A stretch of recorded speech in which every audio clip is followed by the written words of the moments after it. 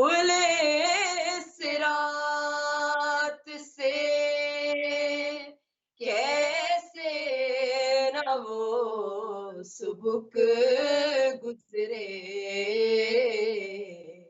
شعور ناد علی جس کی بات بات میں ہے، علی علی کے سوا کیا میری حیات میں ہے، میں کیسے چھوڑ دوں ذکر حسین ذکر علی، میں کیسے چھوڑ دوں ذکر حسین ذکر علی،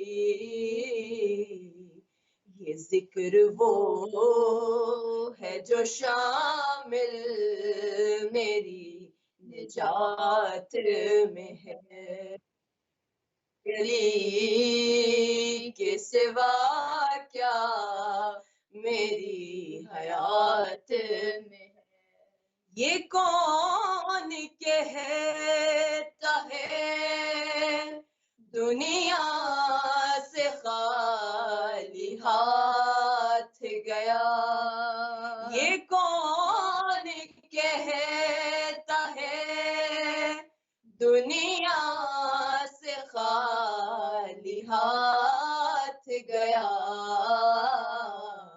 یہ دیکھو دامن شبیر میرے ہاتھ میں ہے، دیکھو دامن شبیر میرے ہاتھ میں ہے، علی علی کے سوا کیا میری حیات میں ہے۔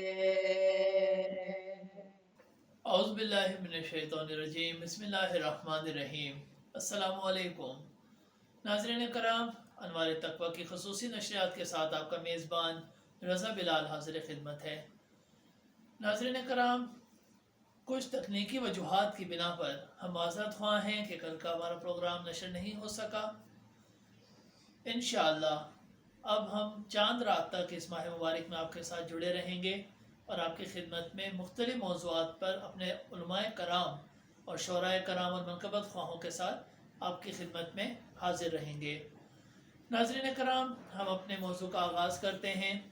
ناظرین کرام، آج کا ہمارا موضوع دعائے اہمیت دعا در ماہ مبارک ہے۔ اسی حوالے سے آج ہمارے ساتھ موجود ہیں علامہ حسن اسدی صاحب۔ السلام علیکم۔ وعلیکم السلام۔ علامہ صاحب، سب سے پہلے تو میں کرن ٹی وی کی طرف سے آپ کا شکر گزار ہوں کہ اب اپنے مصروف وقت میں سے کچھ وقت نکال کر ہمارے پروگرام میں شامل ہوئے۔ آپ کو رمضان مبارک کی بہت بہت آپ مبارک۔ کو بھی بہت مبارک۔ علامہ صاحب، جیسے کہ موضوع آپ کو معلوم ہے، ماہ رمضان میں دعا کی جو اہمیت ہے، اس حوالے سے ہمارے ناظرین کرام کے لیے کچھ روشنی ڈالیے۔ اعوذ باللہ من الشیطان الرجیم، بسم اللہ الرحمن الرحیم۔ سب سے پہلے میں آپ کا شکر گزار ہوں اور آپ کی پوری ٹیم کا کہ جنہوں نے اس خوبصورت پروگرام کو سجایا بہت شکریہ۔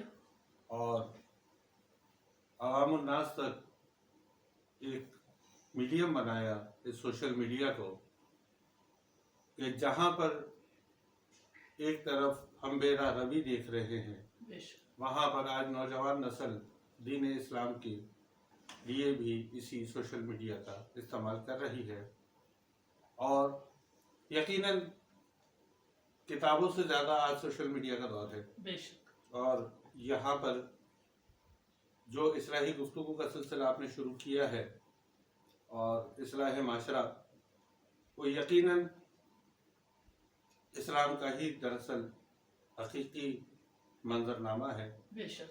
کہ جس کے لیے رسول اللہ صلی اللہ علیہ وآلہ وسلم نے بھی کوششیں کی، اور دراصل उनको मबूस करने का मकसद भी परवरदिगार का यही था बेशक कि तज़किया नफ्स हो।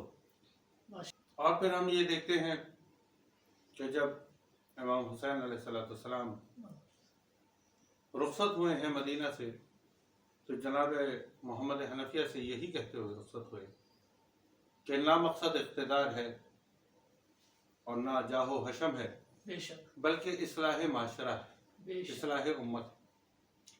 देखिए, जब माशरा ठीक होगा तो इबादतों में भी ज़ौक़ और शौक़ पाया जाएगा। बेशक हम इस रूहानी महीने में दाखिल हो चुके हैं बिल्कुल कि जो महीना परवरदिगार का महीना कहलाता है, शहर अल्लाह कहलाता है, बेशक और हम इस माह का मवाजना किसी और महीने से कर भी नहीं कर सकते। ही नहीं सकते। उसकी बुनियादी वजह यही है कि जिसको अल्लाह अपना कह दे वाह वाह उस जैसा कोई नहीं हो सकता। बेशक सुभान अल्लाह।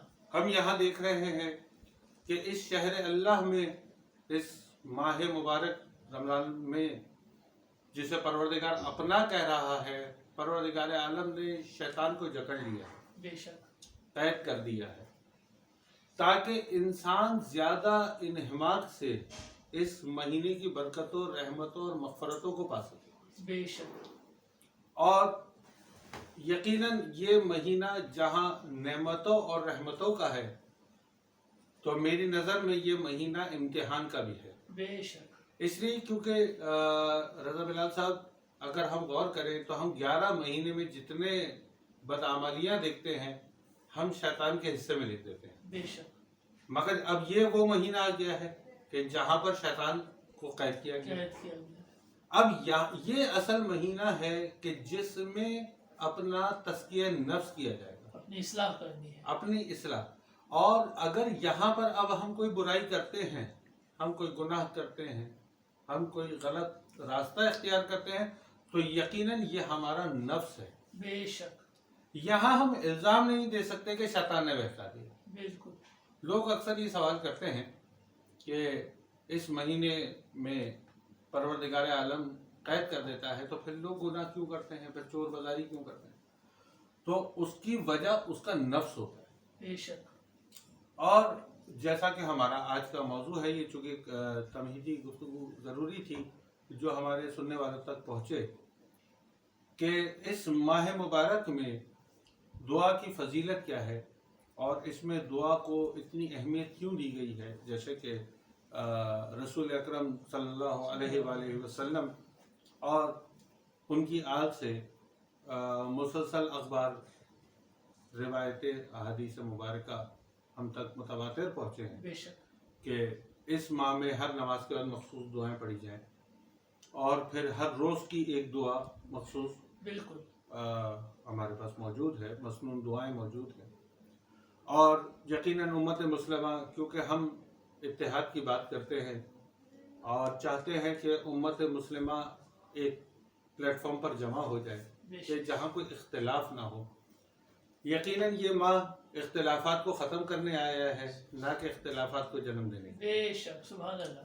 तो हम यहाँ इत्तेहाद का ये पैगाम देते हुए बात करते हैं कि हर फ़िरका इस महीने में अपने अपने तरीके से, अपने अपने तौर पर दुआओं का एहतमाम करता है। बेशक कोई इस में तिलावत कुरान के ज़रिए बेशक अपने परवरदिगार से करीब होने की कोशिश करता है, कोई नमाज़ों के ज़रिए, कोई नवाफिल के ज़रिए, कोई कुरान की तिलावत को नमाज़ों में शामिल करके। बेशक बेशक और इख्तिलाफ राय होना इसमें कोई कबाहत नहीं है, मगर ये है कि हमें देखना चाहिए कि मंजिल क्या है। मंजिल क्या है। बेशक देखें, आप अपने घर से निकल कर यहाँ तक पहुँचे हैं और मैं अपने घर से निकल कर यहाँ पर हूँ। रास्ता मेरा जुदा था और आपका जुदा था, बेशक मगर मंजिल एक है। मंजिल एक। बेशक तो ये स्टूडियो तक आने के लिए जब हम एक मंजिल बना सकते हैं, तो अपने परवरदिगार तक पहुँचने के लिए एक मंजिल क्यों ना बनाएं? माशाल्लाह। राहें मुख्तलिफ होंगी। बेशक अब जो जिसका पैरोकार बने वो उसकी मंजिल देखे, क्योंकि मंजिल का सीधा ताल्लुक है रहबर से। बेशक रहनुमा मिल जाए, मंजिल का ठीक है। पता मिल जाए। اس لیے کیونکہ رہبر جو ہے وہ دراصل ضمانت ہے اس بات کی کہ منزل ٹھیک ہوگی. بے شک بے شک. تو جب آپ اپنی ایک گھر کی منزل لینے کے لیے ایک رہبر تلاشتے ہیں، اور آج اس بات سے دیکھیں کوئی انکار نہیں ہو سکتا، نہ کوئی اختلاف ہو سکتا ہے، اس لیے کیونکہ اگر آپ عام زندگی میں دیکھیں تو آج آپ کا میپ ہوتا ہے موبائل میں. آپ کو کہیں جانا ہوتا ہے، آپ میپ میں اپنی ڈیسٹینیشن لکھ دیتے ہیں، ایک اوریجن لکھتے ہیں، ایک ڈیسٹینیشن لکھتے ہیں، اور پھر اس راستے پہ چل پڑتے ہیں یہ سوچے سمجھے بغیر کہ یہ راستہ کہاں جا رہا ہے. بے شک. یعنی ایک موبائل کی اپلیکیشن جو ہے وہ آپ کے عام زندگی میں آنے جانے کے راستوں کے لیے رہبر قرار پائی. بے شک. تو رہبر کا ہونا اتنا ہی ضروری ہے جتنا انسان کی زندگی میں سانسوں کی آمد و رفت. ماشاءاللہ. اور اس ماہ مبارک میں دعا کی اہمیت اس لیے بڑھ جاتی ہے کہ یہاں آپ اپنے جو منزل ہے یعنی راہ پروردگار جی، جس کے لیے ہم سارا سال ہی نمازوں میں دعا کرتے ہیں، اہدنا صراط المستقیم، پروردگار ہدایت دے ہمیں صراط مستقیم کی جانب. بے شک. اور پھر وہ کون سی صراط؟ جو تیرے نعمت پانے والوں کا راستہ ہے، ماشاءاللہ. انعمت علیہم. علیہم. تو رضا صاحب یہاں پر ہمیں یہ سمجھنا ہوگا کہ اس ماہ مبارک میں جو ہمیں دعائیں مسلسل دی گئی ہیں اور اس کے لیے اہمیت ہے ان دعاؤں کی، وہ بنیادی اس کی وجہ یہی ہے کہ دعا کہتے ہیں پکارنے کو. تو ہم پکار رہے ہیں اس ڈیسٹینیشن کو. بالکل.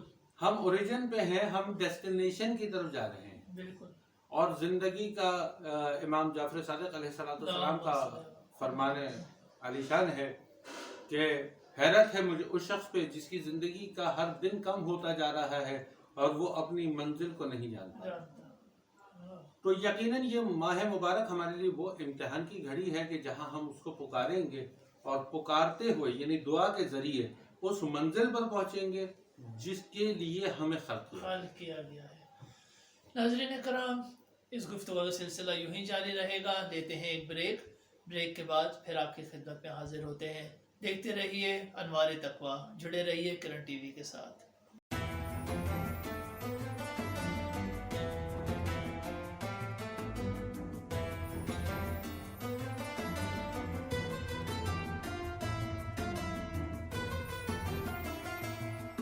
ماشاءاللہ دعا ایک بہت وسیع موضوع ہے، یعنی مختصر سے وقت میں اس کو سمیٹنا بہت مشکل ہو جاتا ہے. بے شک. یعنی دعا کا جس طرح مجھے حکم دیا گیا ہے یہ سمجھے کہ سمندر کو کوزے میں بند کرنے کا حکم دیا کہ ماہ مبارک ہے، ماہ مغفرت ہے، ماہ رحمت ہے. وہ ماہ ہے کہ اس ماہ میں اس مالک کا وسیع خزانہ اور وسعت میں چلا جاتا ہے. بے شک بے شک. ایسے لوگوں کو جہنم سے آزاد کرتا ہے جن پہ جہنم واجب ہو چکی ہوتی ہے. وہ مالک کہتے ہیں آؤ یہ میرا ٹھاٹھے مارتا ہوا سمندر ہے، یہ ماں اس میں مغفرت ہی مغفرت ہے تمہارے لیے، رحمت ہی رحمت ہے، لیکن سمیٹنی تجھے ہے. بے شک. مغفرت تجھے طلب کرنی ہے. اور میں ایک عرض کروں گا آپ تمام کی خدمت میں کہ زیادہ نہیں تو کم از کم روزانہ کی دعا کو ترجمے کے ساتھ پڑھ کے تھوڑا سا اس پہ تدبر کیا جائے، غور و فکر کیا جائے کہ وہ مالک اس دعا میں فرما کیا رہا ہے، اس سے ہمیں کیا چیز چاہیے، وہ کیا مطلوب کرتا ہے. السلام علیکم ورحمۃ اللہ وبرکاتہ. وعلیکم السلام.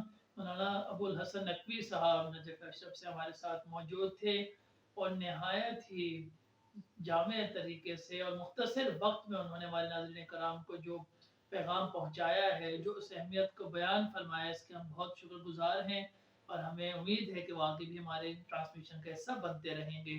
لیتے ہیں یہاں پر ایک وقفے کے بعد پھر حاضر ہوتے ہیں.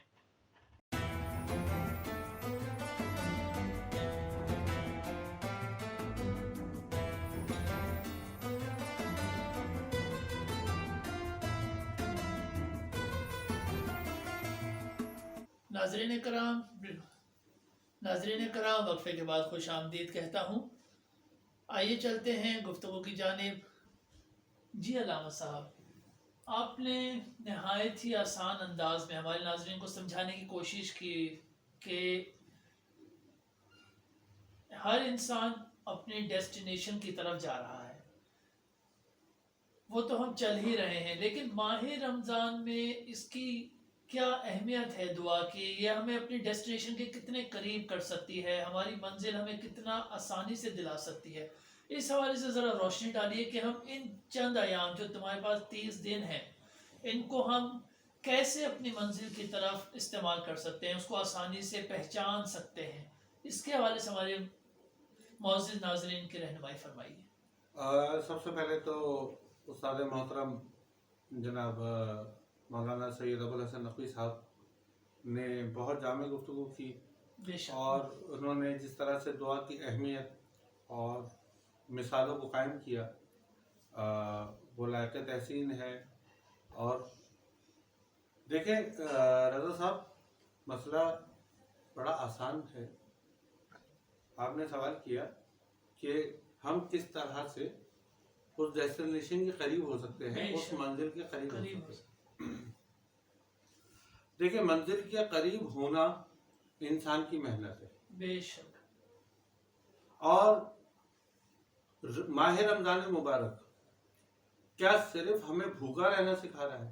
نہیں، کیا ہمیں صرف نماز کا پابند بنانے کے لیے آیا ہے؟ نہیں، قرآن مجید فرقان حمید اس ماہ مبارک کا مقصد خود بتا رہا ہے کہ تم پر روزے فرض کیے گئے جیسے کہ پچھلی امتوں پر فرض کیے گئے، سبحان اللہ، اور تاکہ تم تقوی اختیار کرو۔ بے شک، بے شک، ٹھیک ہے، اب تقوی نام ہے ڈرنے کا پروردگار عالم سے۔ اب ہمیں طے یہ کرنا ہوگا کہ یہ ڈر کون سا ہے۔ بے شک، ایک ڈر وہ ہے جسے کہتے ہیں چابک کا ڈر، بالکل، ایک وہ ڈر ہے جسے کہتے ہیں محبت کا ڈر، بے شک، یعنی کہ آپ کا محبوب آپ سے ناراض نہ ہو۔ نہ ہو، تو جب آپ اس خوف خدا کو، یعنی جس کا نام ہے تقوی، جب وہ خوف خدا کو اس مہینے میں پریکٹس کریں گے، کیونکہ دیکھیں اب اللہ تعالیٰ نے آپ پر ایک رحمت تو ماہ مبارک بھیج کر دی ہے، بے شک، اچھا پھر اس میں نعمتوں کا نزول بھی ہو رہا ہے، بالکل، یعنی اس سے بڑھ کر نعمت کیا ہوگی کہ قرآن مجید فرقان حمید اس مہینے میں نازل ہو رہا ہے، بے شک، جو کہ انسان کے لیے ضابطہ حیات ہے۔